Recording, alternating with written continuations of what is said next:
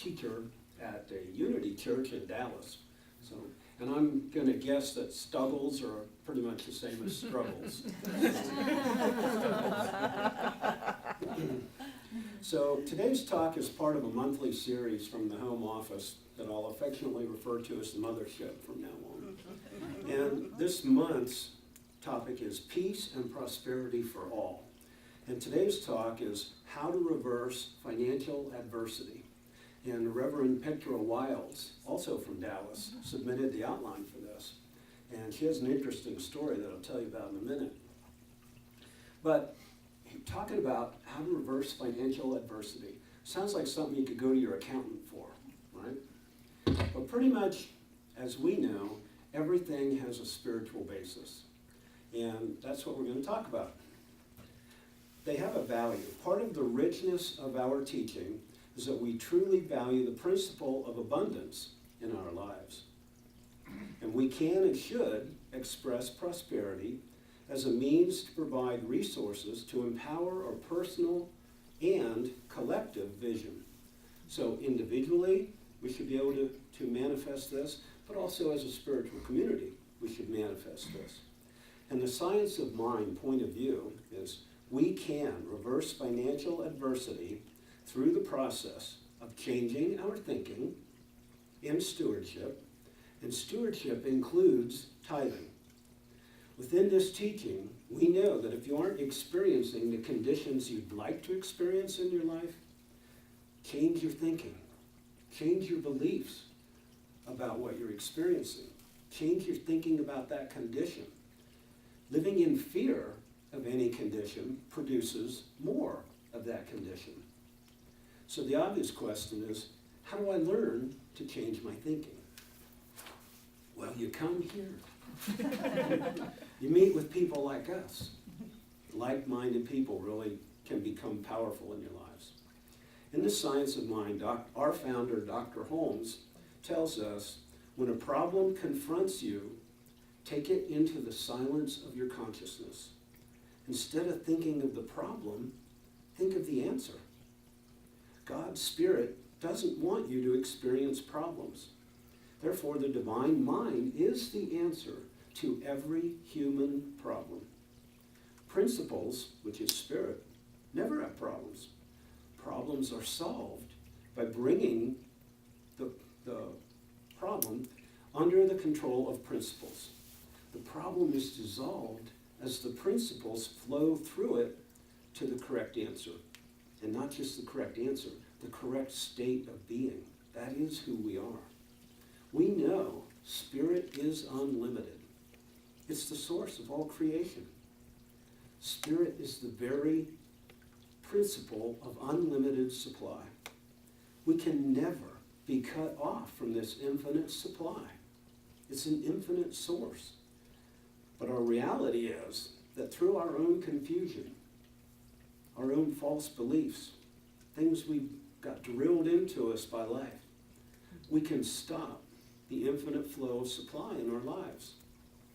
Also in Science of Mind, Dr. Holmes tells us, under the law of cause and effect, we must be aware of the use we are making of the law. We must keep our thoughts straight. It is not always easy to do this, but the law of cause and effect, being no respecter of persons and always working automatically, mechanically, and with mathematical precision, must flow through each one of us in the terms of our own acceptance. When we become confused and short-circuit this acceptance, we're cutting ourselves off from our supply. We don't destroy the supply. It's infinite. It's still there. It cannot be either exhausted or depleted. We shall never be disappointed, for the law is always operating, and it operates on our own beliefs. Also, in Living the Science of Mind, Dr. Holmes tells us, receiving is as important as giving. The sun may be shining while we choose to stand in a dark basement, but the sun's still shining. We have to make the choice to get out into the light. We have to make the choice to open up, to receive. God is life, and life gives itself to us. It doesn't give some of itself, it gives all of itself. But the gift without a receiver can't complete itself in individual life. We have to get ourselves out of the way of this divine circuit. Once we learn how to eliminate our limiting thoughts, then we can allow the circuit to flow freely. That enhances our own abundance, simply by allowing spirit to express itself more freely in our lives. That's why we're here, to allow spirit to express itself. That is what spirit does. That's what spirit is. My belief is that when spirit is allowed to operate more freely in our lives, the entire universe is enhanced. Not just us individually, but us collectively. When we allow spirit to operate, to flow through us, we benefit our spiritual community, our city we live in, and the entire universe. We've all heard that cliche, when a butterfly flaps its wings, the entire universe is changed. Well, that certainly applies to us as spiritual beings in alignment with spirit, allowing it to flow and operate as spirit does. And I want to tell you, this is a really timely topic, this economic decision. Our little community was experiencing its own tough times. And we weren't the only ones to experience some financial adversity. And this is where I want to share Dr. Petra Weld's story from Dallas. Twice, Dr. Wells was appointed the interim minister of her church. Both times, their membership had shrunk considerably. They were down to a few individuals. The first time, they were $50,000 in debt. The second time, they were $30,000 in debt. And the board was freaking out. And they said to her, "What are we going to do?" And she looked at how they'd been operating, and she said, "The first thing we're going to do is immediately begin our tithes to the mothership, home office." And so they did. Within 5 months, both times, they were out of debt, operating in the black. It's because they'd literally gotten away from following our own principles. When they returned to our principles, living in faith, in spirit, knowing their truth, everything improved. And I'm here to tell you that I'm extremely proud of our board. Recently faced the same kind of a financial dilemma. And one of the considerations was, well, we have to stop tithing, we can't afford it. But our board voted unanimously to continue tithing. And from that moment, things began to improve. The very next week after the board voted, our membership expanded. Our tithing expanded. And it's because it was a little bit of a test for this spiritual community, and our board passed. They followed our truth, our principles, and I'm very proud, and we have several members of our board here. Thank you, job well done. So this lesson works either at the personal or the community level. So I want to try a little demonstration. Anybody want this? $20 bill? How much will you give me for it? $20.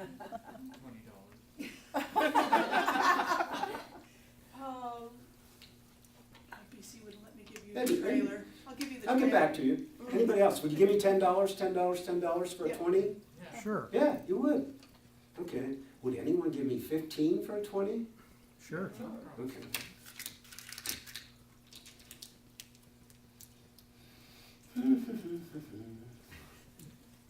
Now how much would you give me? You'd still give me $15, wouldn't you? Yeah. Yeah? Okay. It's a little wrinkled, little beat up. Still worth 15 at least. Yeah. Oh no, it's worth 20. Oh dear.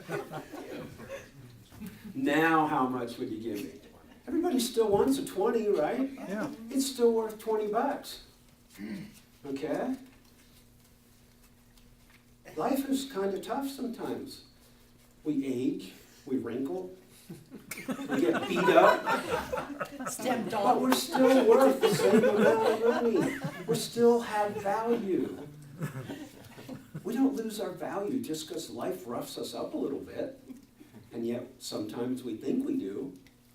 And remember, the theme is what we believe is what we get.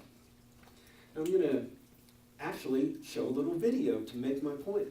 Chris? That's the one. One day a young boy asked his Let's father, turn that up a little. what is the value of his life? Here, I got Instead it. of answering, the father told his son to take this rock and go sell it at a market. If anybody asks the price, raise 2 fingers and don't say anything.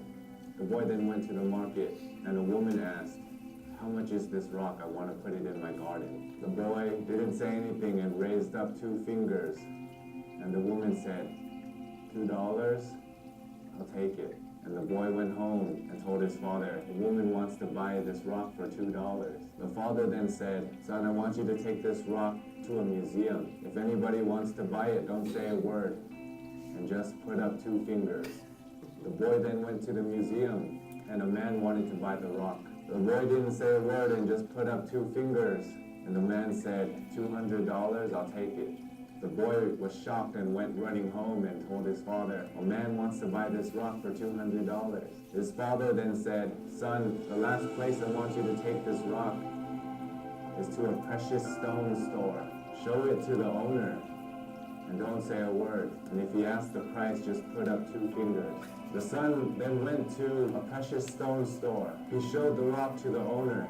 Where did you find this stone? It is one of the most rarest stones in the world. I must have it. How much would you sell it for?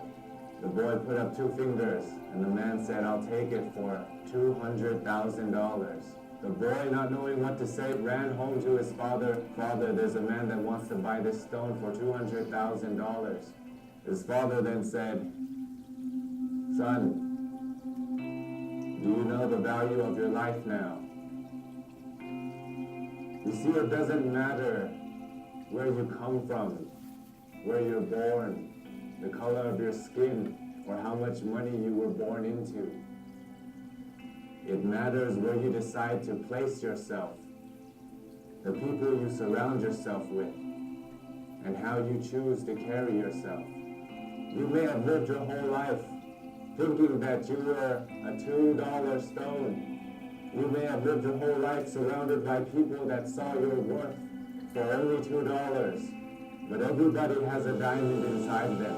And we can choose to surround ourselves with people that see our value and see the diamond inside of us. We can choose to put ourselves in a market or put ourselves in a precious stone store. And you can also choose to see the value in other people. You can help other people see the diamond inside of them. Choose the people you surround yourself wisely. And that can make all the difference in your life. I love you all, and I wish you all the best. My name is Sean Uranahiran. Will you clap?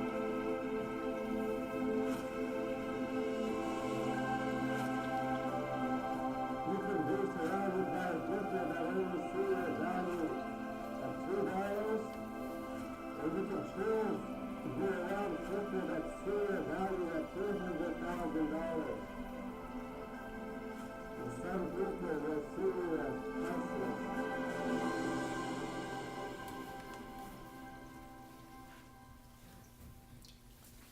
Welcome to the precious stone store. We see you as priceless. who see you for the Spirit inside of you.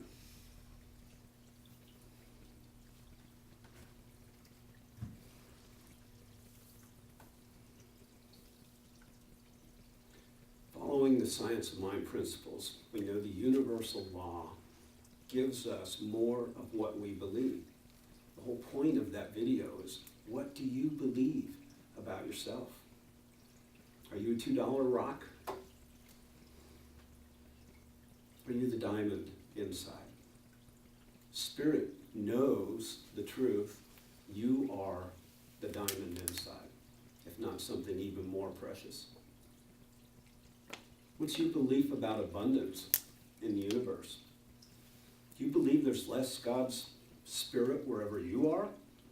That God's everywhere in the world except where you are? God is where you are. God is in you. That is who you are. You cannot be a $2 rock with God inside of you. Unless you grew up in this teaching or were blessed to have a privileged life, you may have developed the idea that there's a limited amount of wealth in the world. There's a limited amount of abundance. It's simply not the truth. Spirit has no limits.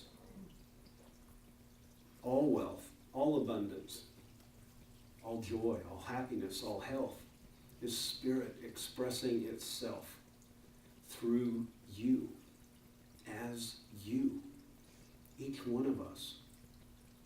We come together as a spiritual community. We recognize that truth within each one of us. There's no other way to look at it. So, how do you look at your life? Do you always focus on what you do have and ignore what you don't have? Don't wait for Thanksgiving to begin to look at all the blessings in your life. Develop an appreciation for all these blessings. Deep awareness and appreciation for these blessings allow you to open up to the spiritual consciousness to receive even more. You are the attractant. You are Spirit. Now, at the beginning, I mentioned stewardship as another requirement to reverse financial adversity. So what is stewardship? The managing of the prosperity and good that we always have. Acting as if we're prosperous and believing in our prosperity doesn't give you a license to go out and spend money you don't have. Too many times I've had friends who want to go on a trip. They want to buy a car or a boat. And then they get a new credit card in the mail. And they go, oh, Spirit's giving me a new opportunity. No, the bank is giving you new debt. That's not just stewardship. You have to recognize it for what it is. You have to believe in yourself, believe in the flow, believe in Spirit, and then act appropriately. Stewardship is the orderly, balanced use of what we currently have in terms of our spending. And it's taking care of what we've already received. Tithing, giving, is the most powerful way to change financial adversity. Decide to tithe. That tells the universe, I trust you, universe. I know that I cannot outgive God. The more I give, the more I receive. That's one of our universal laws. Give, believing you have already received, and you will receive. Tithing is the most powerful act of faith there is. We saw it with our little spiritual community making the decision to continue tithing to the mothership. So it opens the floodgates of abundance. In the midst of adversity, the decision to tithe can turn it around. People will call it a miracle, but you know what it is. It's the universal law flowing through you. So here is a very short affirmation that I'm going to close with. And if anyone cares, I can get you a copy of it. I accept my abundance and express my prosperity. I have order in my finances. I tithe joyously and stand ready to receive my miracle. And so it is. So it is. Reverend Rebecca always closed her talk the same way. And I can tell you I feel the exact same emotion. It's easy to stand up here and recognize and feel love for every single person in this room. Welcome to the Precious Stone Store. Namaste. So, now I'll do another little prayer. I don't know what she calls it, but I invite the practitioners, thank you, Kate, to hold the light while I offer this up. Mother, Father, Spirit, I'm so, so grateful to be here in this now, in this, the Precious Stone Store, known as Circle's Edge. For I know Spirit delivers us here, guided for a purpose, to come together as a spiritual community and open up our hearts, our minds, to all that there is. We are ready to receive joyously, abundantly. And we give our time, our love, our light to this, my spiritual community, my tribe. I'm grateful that Spirit allows each and every one of us to serve this community through our presence, through our knowing, through our consciousness, expressed here today as love. For this, I'm so grateful for all the blessings that each and every one of us receives. I know this to be the truth. I accept it, I embrace it, and I open up to it. With this great joy in this truth, I release my word to the universe, knowing it is already done, it's already true. And together we say, and so it is.